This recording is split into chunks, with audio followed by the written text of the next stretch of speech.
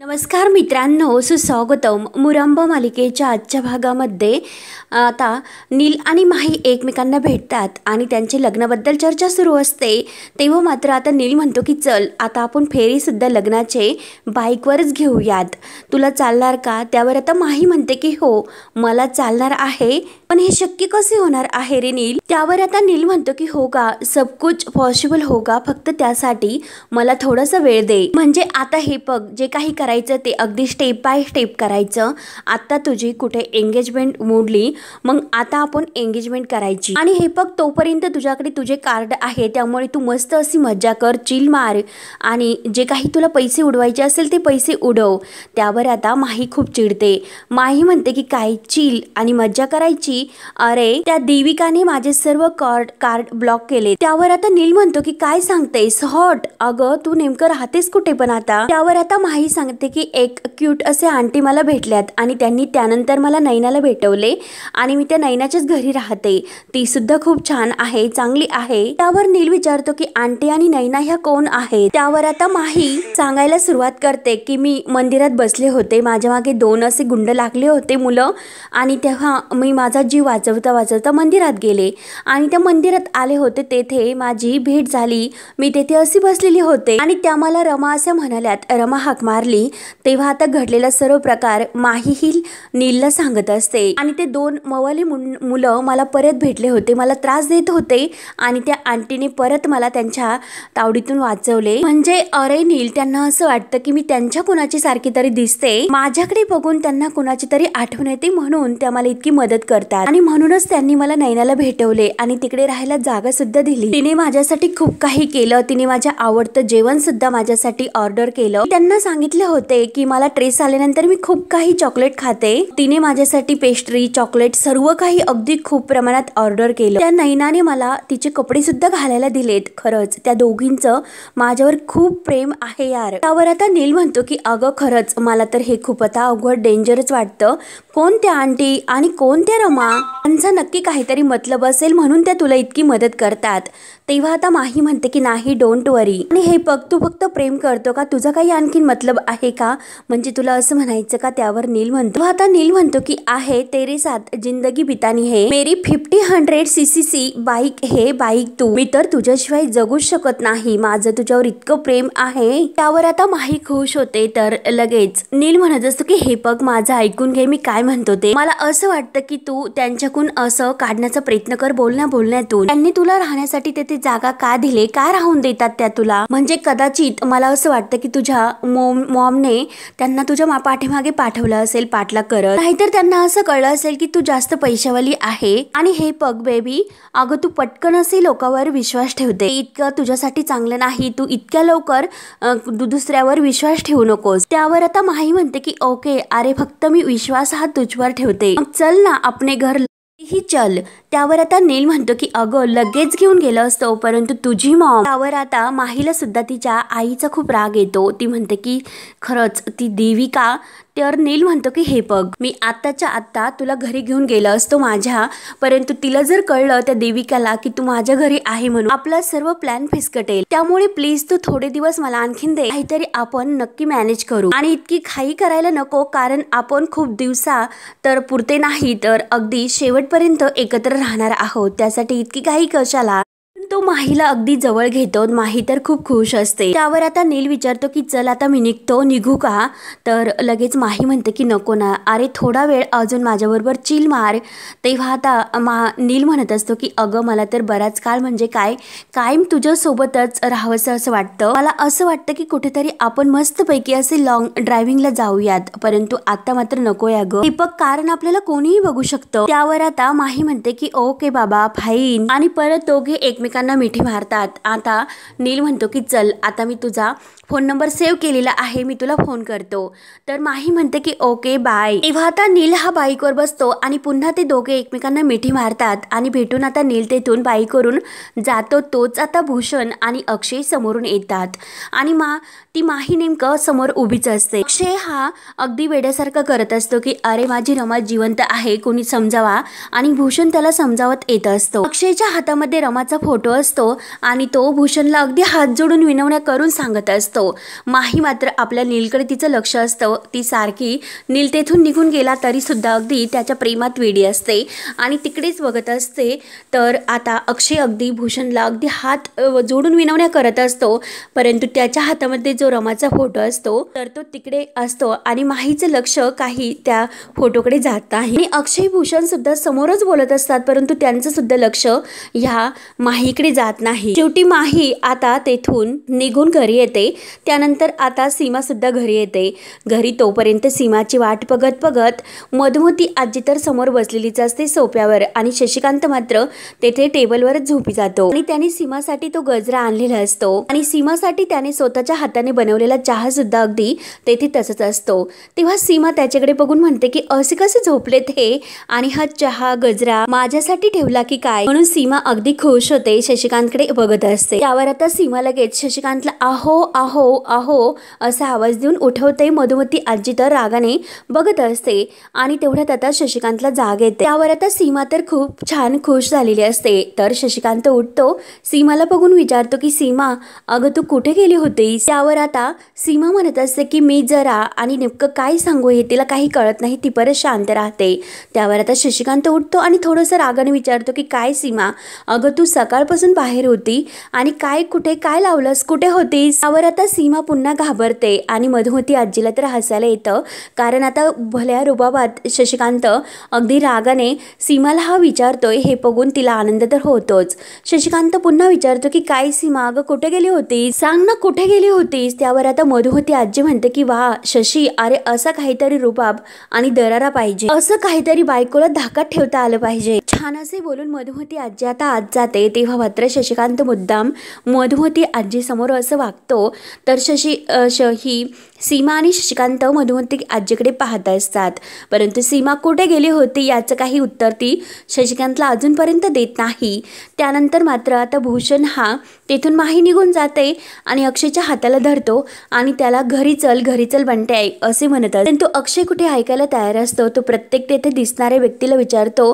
तेथे एक बाई समोर असते. तिला म्हणतो की ओ ताई, येथे कुठे ही रमा दिसते का, आणि तिचा फोटो दाखवतो. त्यावर मात्र आता भूषणला राग येतो. भूषण रागाने म्हणतो की अरे बंट्या चल ना घरी चल, घरी जाऊन विचारतो जेला कुणाला विचारायचं असेल त्याला. त्यावर आता अक्षय सुद्धा थोडासा रागवतो. अक्षय म्हणतो की काय रे काय चाललं तुझं, सारखं सारखं घरी चल. अरे ही माणसं मला येथे भेटणारी घरी भेटणार आहेत का, आणि त्यांना घरी मी कसं विचारणार की रमा त्यांना कुठे दिसली की काय, प्लीज जरा थांबतो मी यांना विचारतो. म्हणून तो चहावाल्या त्या टपरीवाली जवळ येतो आणि त्या काकांना विचारतो, रमाचा फोटो दाखवतो आणि काका अहो या मॅडमला कुठे बघितलं का हो असे विचारतो. तर ते काका म्हणतात की हो आत्ताच बघितलं.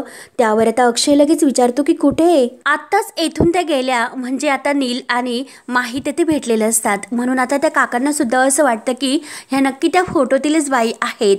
तेव्हा आता अक्षयच्या लगेच जीवात जीव येतो. अक्षय म्हणतो की अरे बंट्या, अरे भूषण बघितलंस का, अरे आत्ता कुठेतरी ह्या गेली ही रमा आपली, हे काका सांगतात ना, बघ ना. अरे मला घरी जायचं नाही, मला आता रमाला शोधायचं. ह्या काकांनी तिला बघितलं म्हणजे नक्की ती येथेच कुठेतरी असेल म्हणून. तेव्हा आता भूषण ह्या अक्षयला समजवण्याचा इतका प्रयत्न करतो, परंतु अक्षय मात्र काही ऐकायला तयार नसतो. रमाचा फोटो हातामध्ये घेतो, इकडे तिकडे याला विचार त्याला विचार, प्रत्येकाला अगदी विचारून अगदी थक्क झालेला असतो. आणि जेव्हा त्या काकांनी सांगितलं की मला दिसलेली आहे, त्या चहावाल्या काकांचं ऐकून मात्र आता अक्षयच्या जीवात जीव येतो. भूषण म्हणतो की अरे घरी चल बंट्या, अरे ती कुठे नाही. त्यावर आता अक्षय म्हणतो की नाही, अरे ते काका म्हणतात की येतेच आहे, नक्की ते येथे कुठेतरी असेल, ती मला असं सोडून नाही जाऊ शकत. म्हणून अगदी जोरजोराने तो अगदी इतका मोठ्याने ओरडतो की रमाला आवाज येतो आणि वरून उन्हाचा त्रास सुद्धा त्याला होत असतो, परंतु तरी सुद्धा तो आपला काही त्रासाकडे लक्ष देत नाही. आपल्या जीवाचा तो थोडासा सुद्धा विचार करत नाही. अगदी रमासाठी वेडा होतो. भूषणला आता अक्षयची ही अवस्था बघवत नसते.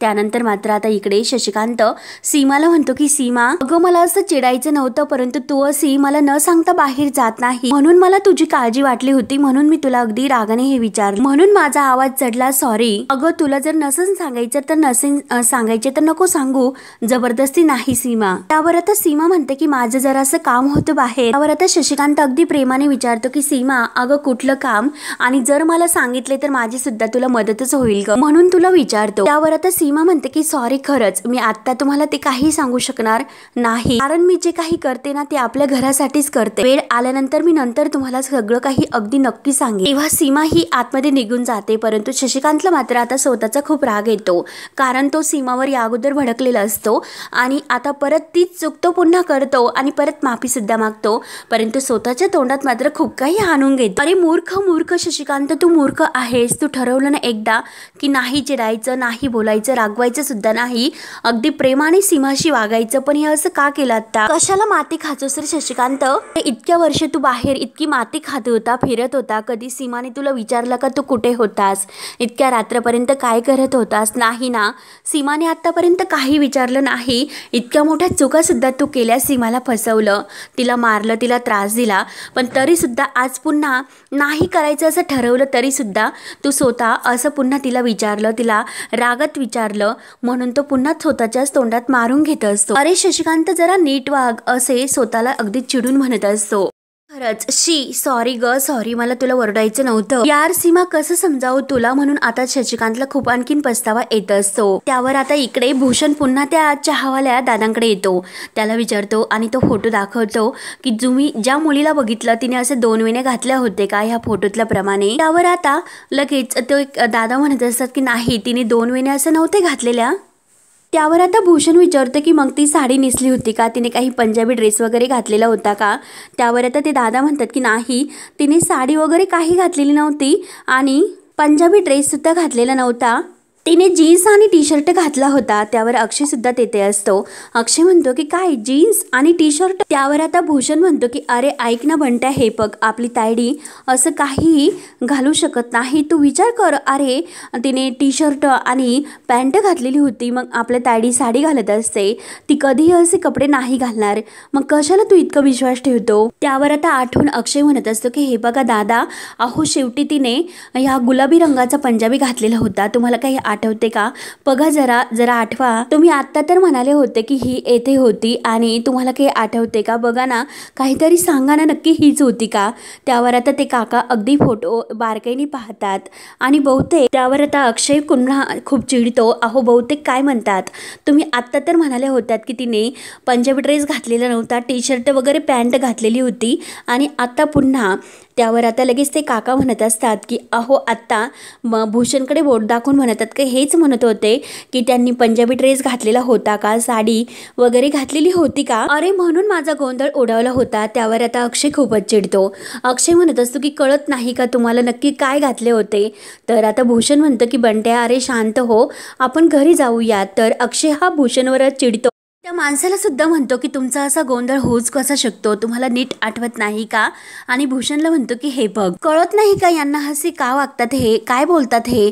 त्यावर भूषण म्हणतो की बंट्या अरे ऐकून घे, चल आपण घरी जाऊयात। परंतु अक्षय म्हणतो की काय रे सारखं सारखं लावलं तू, घरी जाऊयात घरी जाऊयात, आणि हे काय म्हणतात, जरा यांच्याकडे लक्ष दे, आता एक बोलतात नंतर एक सांगतात, असे कसे वागतात हे? येथे मी रमाला शोधतोय आणि हे म्हणतात की बहुतेक। तेव्हा भूषण म्हणतो की अरे तू त्यांच्याकडे लक्ष देऊ नकोस, ते काही पण सांगतात, चल आपण घरी जाऊया। त्यावर आता ते चहावाले दादा म्हणतात की हे बघा साहेब, माफ करा, सकाळच्या वेळेला येथे इतकी गर्दी असते, लोकांकडे लक्ष देणार की मी त्या पोरीकडे लक्ष देणार? त्यावर आता भूषण हा अक्षयला म्हणत असतो की बंट्या अरे ऐक ना माझं, जरा आपण घरी जाऊयात, येथे रस्त्यावर असा तमाशा नकोय, चल घरी, असं वेड्यासारखं तू वागू नकोस, चल घरी जाऊयात। म्हणून तो अक्षयच्या हाताला धरतो आणि शेवटी अक्षयला घरी घेऊन जातो। तेव्हा आता भूषण आपल्या रिक्षातून अक्षयला घरी घेऊन येतो, त्याच्या हातालाच धरलेलं असतं, त्याला आतमध्ये घेऊन येतो। तरी सुद्धा अक्षय म्हणत असतो की अरे भूषण ऐक ना जरा। तरी सुद्धा अक्षय आणि भूषणचं तेच सुरू असतं आणि तेवढ्यात अभि येतो। अक्षयला बघून अभि विचारतो की काय रे अक्षय, कुठे होतास तू?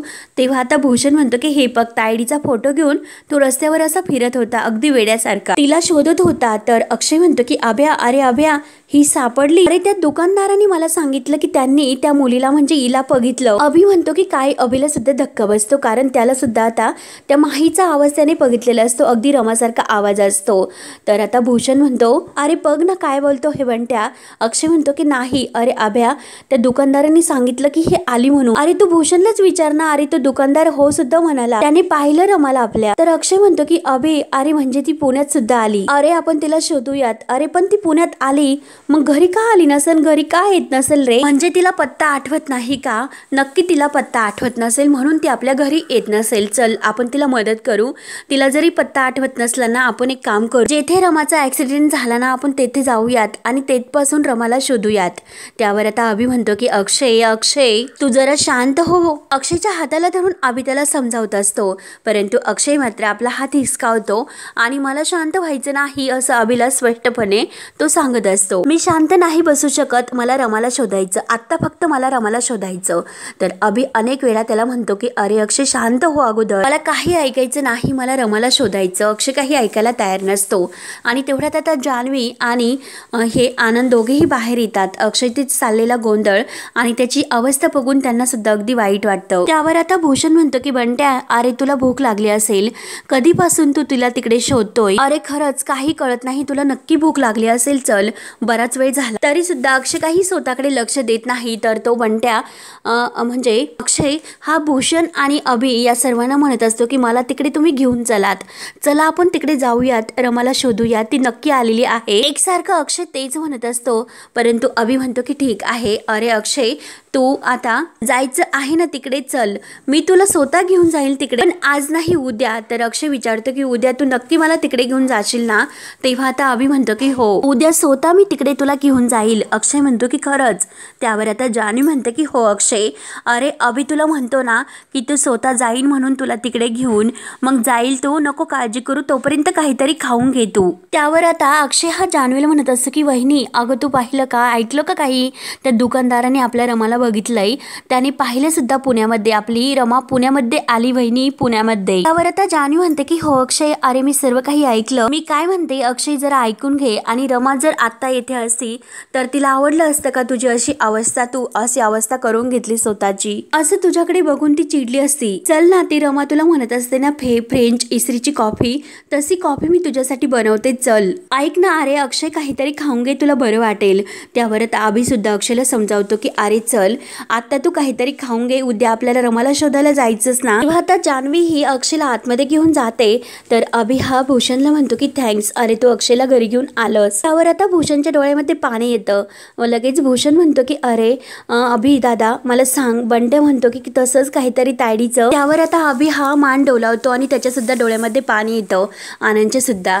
तर भूषणच्या आणखीन त्याला इतकं वाईट वाटतं आणि तो अभिला म्हणतो की अरे अभि दादा काय बोलतोस तू हे? त्यावर आता अभि अगदी छातीवर असा म्हणजे हात ठेवून म्हणतो की खरंच नाही, आता रमा आपल्यामध्ये नाही. त्यावर आता भूषण खूप रडायला सुरुवात करतो की अरे इतकं सगळं झालं तरी सुद्धा तुम्ही मला का कळवलं नाही?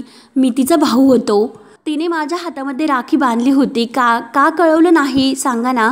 म्हणून भूषण सुद्धा खूप आता रमाचं हे ऐकल्यानंतर पॅनिक होतो. तो खूप रडत असतो, त्याला अगदी धक्का बसल्यासारखं होतो की खरंच आपली तायडी, आणि तो आनंदच्या गळ्यामध्ये पडून खूप रडत असतो. आणि हे बघ अरे चांगल्या लोकांसोबतच कायम असं का होतं, सांग ना अरे असं का होतं? म्हणून पुन्हा तो आनंदच्या मिठीत येतो आणि खूप असं आपल्या रमासाठी रडत असतो. आता भूषणची ही अवस्था बघून अभिला सुद्धा खूप रडायला येतं.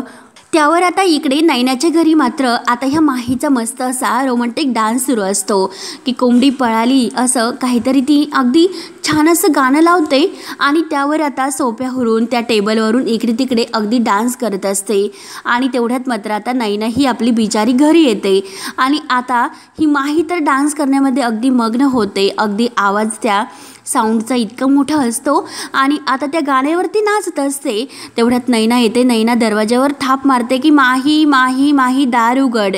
तेव्हा मात्र आता माहीचं लक्ष तर पूर्णपणे डान्स करण्यामध्ये असतं आणि तेवढ्यात आता ती डान्स करता करताच दरवाजा उघडते आणि नैनाला हाताला धरून आपल्या अंगावर ओढते आणि तिला सुद्धा डान्स करायला सांगते. दोघीही खाली पडतात परंतु माही उठते आणि परत डान्स करायला सुरुवात करते. नैना तर तोंडाला हात लावते, डोक्याला हात लावून जे काही अगदी पसराईने करून ठेवलेलं आहे ते बघून आता आपल्या नैनाला खूप वैताग येतो. डोक्याला हात लावून बिचारी नैना वैतागून जाते परंतु माहीचा मात्र काही हा रोमॅन्टिक डान्स काही संपत नसतो। तेव्हा आता नैना घाईने तो टेप रेकॉर्ड बंद करते आणि नैना जोराने ओरडतेस की काय अगं काय चाललं तुझं हे सर्व, काय पसारा घालून ठेवलास ग तू। त्यावर आता ती माही म्हणत असते की अगं तू असं काय करतेस, किती छान आहे सर्व, अगदी सुंदर मस्त। त्यावर आता नैना म्हणते की काय बोलते, छान सुंदर मस्त, थांब तुला दाखवतेस। आणि तेवढ्यात दरवाजा वाजतो। त्यावर मात्र आता ही नैना पुन्हा दरवाजा वाजत असताना बाहेर दरवाजा उघडायला येते, परंतु माही तोपर्यंत पुन्हा मोठ्या आवाजात गाणं लावून देते आणि आता त्यावर ती डान्स करत असते। तिचं मात्र आता तिच्या त्या डान्स करण्यातच अगदी मस्त झालेली असते। नैना दरवाजा उघडते आणि बघते तर काही समोरचे दादा आलेले असतात। डोक्याला हात लावून घेते, दादा तुम्ही। तेव्हा आता ते दादा इतके ओरडतात की काय हा सर्व आवाज, काय लावलं हे सर्व। तर नैना म्हणते की थांबा मी बंद करते, परंतु दादा मात्र स्वतः आता माही जवळ येतात। माहीकडे बघून ते इकडे तिकडे पाहत असतात, कारण इतका मोठा कर्कश असा आवाज ते अगदी कानाला हात लावतात, परंतु ही माही मात्र स्वतःचा डान्स करण्यामध्ये अगदी मग्न असते। आणि नैना लगेच पुन्हा तो टेप रेकॉर्ड बंद करते आणि त्या दादांना म्हणते की इंटरनॅशनल भजन होते ते भजन। त्यावर आता ते दादा म्हणतात की काय हे काय, अगदी उकिरडा करून ठेवला माझ्या घराचा, म्हणजे आता नैना ज्या घरामध्ये राहत असतात त्याचे मालक तिथे येतात। त्यावर नैना म्हणते की दादा अहो दादा मी ते घर साफ करत होते ना म्हणून अहो। त्यावर आता ते घरवाले दादा म्हणतात की नैना हे बघ, हे घर मी तुला भाड्याने दिले, विकलेलं नाही, तुला कळलं। आणि मला अगोदर एक गोष्ट सांग की ही मुलगी कोण आहे। त्यावर आता नैना म्हणते की ही असं करत असते। त्यावर आता दादा काही ऐकून घ्यायला तयार नसतात। दादा म्हणतात की हे बघ मी तुला सांगितलं होतं की या घरामध्ये आणखीन एक भाडेकरू ठेवायचं नाही, तू आता नियमाचं उल्लंघन केलं, आत्ताच्या आता ह्या भाडेकरूला घराच्या बाहेर काढ। त्यावर आता नैना म्हणते की अहो दादा ऐकून घ्या, ही माझी नातेवाईक आहे हो। त्यावर आता ते दादा विचारतात की कुठली नातेवाईक, आणि ते माहीला विचारतात की तुझं नाव काय। त्यावर आता माही चिडते आणि ओल्ड मॅन असं ते दादांना म्हणते। त्यावर ते दादा म्हणतात की काय बघ ना नैना, ती मला ओल्ड मॅन म्हणते। त्यावर आता ते दादा तिला म्हणतात की तुझं नाव विचारलं मी, तुझं नाव सांग। त्यावर आता ही माही म्हणते की माही, परंतु दादा ऐकतात मात्र नाही। तर ते नैनाला म्हणतात की बघ ना ती नाही म्हणाली। पर आता माही म्हणते की अहो नाही नाही माही, माय नेम इज माही माही। त्यावर आता ते दादा विचारतात की मग नैनाचं पूर्ण नाव सांग तू। त्यावर आता नैना तर खूप घाबरते आणि नैना असं म्हणून जाते, तर माही म्हणते की नैना, आणि एकमेकांकडे बघत त्या नैना नैना करत असतात। तर ते दादा म्हणतात की घ्या घ्या, नातेवाईक म्हणतात एकमेकांची नावं तुम्हाला आठवत नाही, म्हणून ते आता दादा नैनाला म्हणतात की हे बघ नैना, येथे अगदी सभ्य आणि सुशिक्षित लोक राहतात, माझ्या घरामध्ये असला गोंगाट मी नाही खपून घेणार। त्यावर आता नैना म्हणते की दादा अहो ऐकून घ्या। त्यावर आता माही म्हणते की काय गोंगाट म्हणजे काय। तर लगेच आता ते दादा म्हणतात की हे बघ मगाशी तू इतक्या मोठ्या आवाजात जो गोंगाट लावला होतात ना, जो आवाज त्याला गोंगाट म्हणतो, तो इथे माझ्या घरात नाही चालणार। त्यावर आता माही उठते, माही म्हणते की काय मग येथे गोंगाट नाही चालत, भांडणं चालतात का। त्यावर आता ते दादा विचारते की भांडणं कोण भांडत होतं। आणि तेव्हा मात्र माही लगेच नैनाला म्हणते की हे बघ अगं नैना, मी मगाशी एकटीच इकडे होती, तेव्हा एक ओल्ड मॅन हा त्याच्या बायकोला रागवत होता, कारण त्याला तिने केलेली भाजी आवडली नव्हती। असाच एकदम अगदी याच्यासारखा सिमिलर घाणेरडा आवाज येत होता। तेव्हा आता ते दादा अगदी खूप दबकतात। तर माही म्हणते की त्याने असं ताट फेकलं आणि ते ताट फेकल्याचा आवाज इथपर्यंत आपल्या घरापर्यंत आला। तेव्हा नैना म्हणते की काय काय सांगतेस, आणि शेवटी ह्याच माणसाच्या घरातून तो आवाज आलेला असतो। आणि माही विचारते की काय गो दादा अहो तुम्ही कुठे राहतात। तेव्हा आता दादा मात्र पूर्णपणे असे दबकून जातात आणि हो येथेच राहतो बाजूला। त्यावर आता माही म्हणते की अगं नैना हेच आहे ते ओल्ड मॅन, आपल्या बायकोवर रागवणारे। त्यावर नैना म्हणते की दादा तुम्ही तुम्ही तेव्हा माही म्हणते की हो, यांनी इतका गोंगाट केला इथे। तेव्हा नैना म्हणते की दादा अहो तुम्ही असं काय करतात, तुम्ही भांडतात। माही म्हणते की हो भांडण केलं, ताट फेकून देणारे तुम्हीच आहात। नैना म्हणते की काय दादा तुम्ही ताट फेकलं बहिणीवर, म्हणून दोघीही अगदी डोक्याला हात लावून घेतात। दादा लगेच रागाने म्हणतो की गप्प बसा, हे बघ नैना ही अति बोलते, तू चांगल्या घरची आहे म्हणून मी तुला इथे राहण्यासाठी दिलं, पण जर खिल्लर पार्टी ही इथे राहणार असेल तर आत्ताच्या आत्ता तुम्हाला हे घर रिकामं करावं लागेल, चला निघा आत्ताच्या आत्ता इथून। तेव्हा नैना तर डोक्याला हात लावून घेते। त्यानंतर मात्र आता इकडे रमाचा तेरावा घालण्याचा विषय सुरू असतो। त्यावर आता जान्हवी म्हणत असते की आई आजी खरंच मला हे बोलूशी वाटत नाही, परंतु आपल्याला मात्र रमाचा तेरावा करावा लागेल, मला हे बोलूशी नाही नाही वाटत, पण तरीसुद्धा त्यावर आता पार्वती आजीसुद्धा म्हणते की हो ना अगं, आपली रमा जर अगदी कोणताही त्रास नको असेल तर आपल्याला हे विधी तिचे पूर्ण करावेच लागतील, त्याशिवाय ती सुरक्षित कशी असेल. आणि पोलीस सुद्धा म्हणालेत की अशा वेळेला कठीण असतं इतकं उंचावरून पडल्यावर वाचण्या, आणि तेथे तर आपली रमा सापडली सुद्धा नाही, त्यामुळे काही इलाज सुद्धा नाही. त्यावर आता अभि म्हणतो की तसं नाही आजी, अगं मुद्दाच असं आहे की अक्षय हे कधीही स्वीकारणार नाही. पार्वती आजी म्हणते की अरे पण जर रमा ह्या जगामध्ये नसेल, पण तिच्यासाठी आपल्याला हे सर्व तर करावेच लागेल, कारण तिच्या आत्म्याला शांती मिळायला नको का. त्यावर आता सीमा आणि घरातील सर्वजण विचार करत असतात आणि सर्वांना आता रमाचा तेरावा घालण्याचा विषय ठरतो.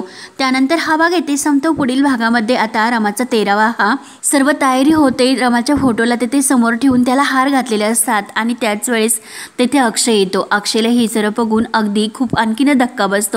तेव्हा अक्षय रागाने ते फोटोचा हार काढून तो फोटो बाजूला फेकतो आणि काही विषय आहे का, काय चाललं नेमकं तुमचं, माझी बायको जिवंत आहे आणि तुम्ही तिचा तेरावा घालतात.